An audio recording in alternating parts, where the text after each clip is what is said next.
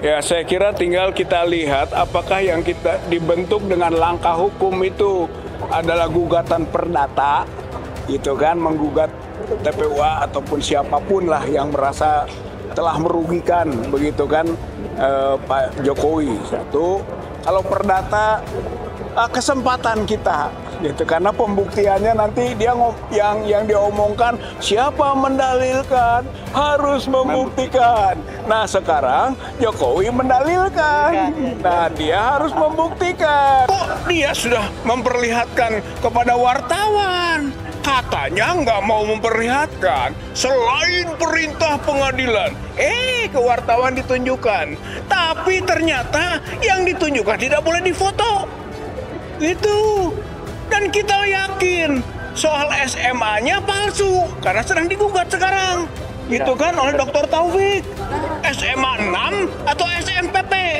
Itu silaturahim halal bihalal, soal ijazah dan beberapa pertanyaan yang harapannya 15 kita mendapatkan itu, tapi ternyata tidak. Tapi kesimpulan yang paling bagus dari tanggal 15 UGM itu adalah bahwa UGM menunjukkan skripsi Jokowi, yang ternyata skripsi yang ditunjukkan itu di foto-foto oleh Dr. Rismon itu tidak berbeda dengan apa yang sudah ditemukan oleh Dr. Rismon. Gitu, sehingga nggak ada lagi skripsi yang lain, dan itu tentu saja sampai pada kesimpulan sebagaimana yang sudah dianalisis secara saintifik oleh Dr. Rismon bahwa lembar pengesahan palsu. Maka tentu saja skripsinya skripsi palsu. Saya kira ini poin pentingnya yang didapat dari UGM. Sementara yang kita dapat dari Solo itu soal ijazah rumah Jokowi, ya akhirnya kita awalnya 5 disaring lagi jadi 3 yang bisa bertemu.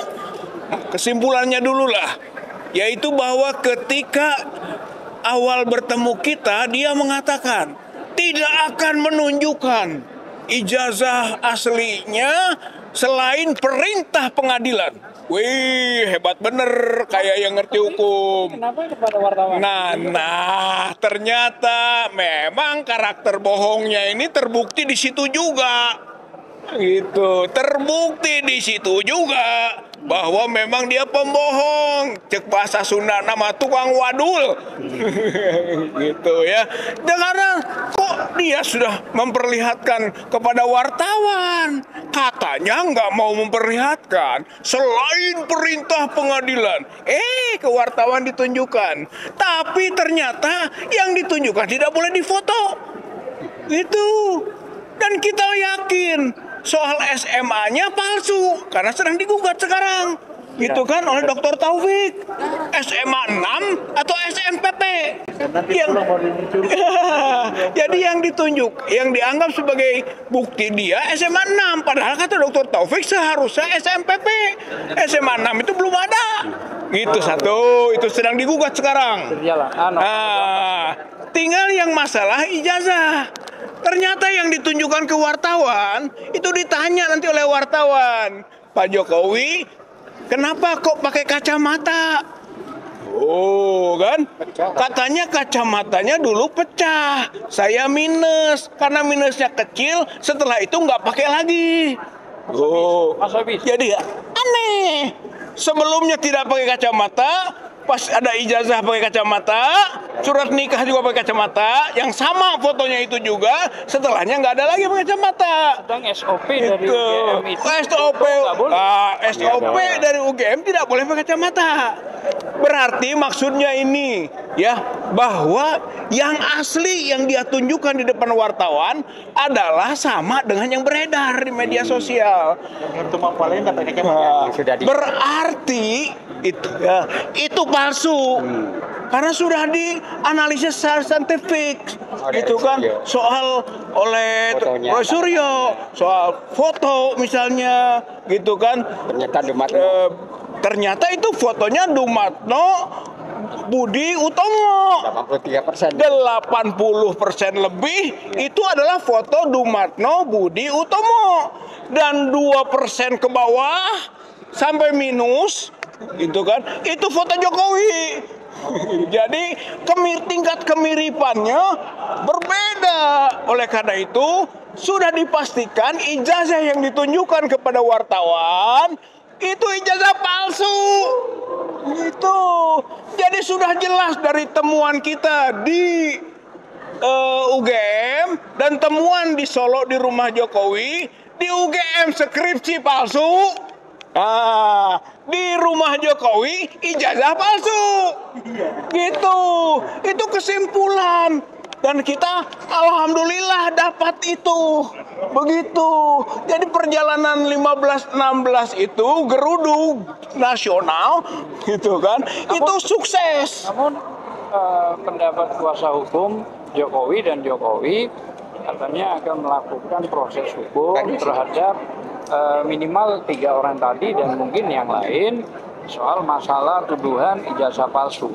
Kira-kira apa iya seorang mantan presiden yang dipilih rakyat mau melaporkan rakyatnya? Saya juga nggak ngerti nih bagaimana. Kalau dilaporkan juga bagus. Kalau melapornya bagus juga satu ya, tapi yang kedua soal hukum itu ruang yang dari dulu ditunggu-tunggu.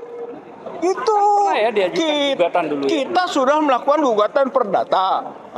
Kita sudah TPUA sudah melakukan pendampingan pidana. Dan TPUA yang terakhir melaporkan pidana ke Barreskrim. Gitu. Silakan Anda tinggal masukkan saja semuanya. Semua sudah ada frame-nya. Frame hukum yang dibuat oleh TPUA.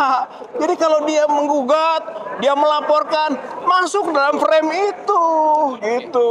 Kita siap berperang secara hukum. Terima kasih kalau begitu. Terima kasih penjelasan dari Bang Rizal bahwa saya kira konkret lah ya penjelasannya, cepat, sederhana, tapi ya memang begitu. Harapan saya memang janganlah presiden ini memaksakan diri menggempur rakyatnya. Tapi kalaupun itu mau dilakukan, akhirnya rakyat nanti yang menilai gitu loh. Saya kira itu aja cukup. Itu ada kebohongan di UGM-nya. UGM-nya juga. Oke. Ya. Jadi walaupun kami ada eksiden dihambat di jalan untuk tidak sampai tepat waktu, tapi kami jadi walaupun kami dihambat di perjalanan sampai 3 jam lebih agar supaya kami terlambat ikut pertemuan, tapi kami bisa membuktikan skripsi Jokowi palsu dan kami diterima sama Pak Jokowi di rumahnya ya. Itu. Mungkin cukup itu aja sekian tambahan dari kami. Tambah Pak Safril? Ya. Karena ikut juga ke Jogja. Saya ikut ke Jogja dan saya juga ikut ke Solo dan saya lebih awal datang bersama-sama juga dengan Dr. Rismon, Dr. Tifa dan Dr. Roy Suryo. Dan saya juga menampung di dekat di pintu luar lah, gitu, karena nggak boleh masuk. Jadi yang ingin saya tegaskan ada kebohongan yang dilakukan oleh pejabat dari UGM yang menyatakan di media bahwa mereka menyampaikan 34 dokumen. Itu bohong. Dan kalangan akademik tidak boleh berbohong. Karena apa? Karena tidak ada satupun dokumen yang diperlihatkan kecuali skripsi yang telah diminta oleh Rosuryo itu dimunculkan. 34 dokumen itu tidak ada dibuka pada saat pertemuan dengan 3 tokoh tadi. Nah, tapi mereka menyampaikan di media bahwa mereka memperlihatkan dokumen itu. Itulah bohongnya pejabat-pejabat UGM. Dan ini sebenarnya memalukan buat ratusan ribu alumni UGM. Di mana pejabat-pejabatnya ini berbohong untuk membela satu orang. Ya. Dan ini benar-benar identitas lembaga UGM itu dicoreng oleh pejabatnya sendiri. Tidak boleh dibenarkan. Dan harusnya alumni UGM meminta ya wakil rektornya itu diberhentikan dan sebagainya. Karena nyata-nyata mereka menyatakan bahwa 34 dokumen mereka perlihatkan kepada 3 tokoh pada saat ketemu. Tapi itu tidak sama sekali. Skripsi pun mereka tidak mau mengeluarkan tadi. Tapi Dr. Rosuryo menyatakan bahwa ini dijamin oleh undang-undang keterbukaan publik. Baru mereka buka. Ya, itu yang ingin saya tegaskan. Jadi saya cuma mengimbau kepada alumni UGM di mana saja, Anda harus bersuara dengan pejabat-pejabatnya yang memberikan kabar bohong. Setelah acara tersebut, mereka melakukan pembicaraan di media. Terima kasih. Assalamualaikum warahmatullahi wabarakatuh. Waalaikumsalam warahmatullahi wabarakatuh. Tanggapan Pak Rizal terkait pernyataannya Pak Jokowi setelah kedatangan dan pernyataannya kuasa hukumnya yang ingin melaporkan katanya seminggu ke depan.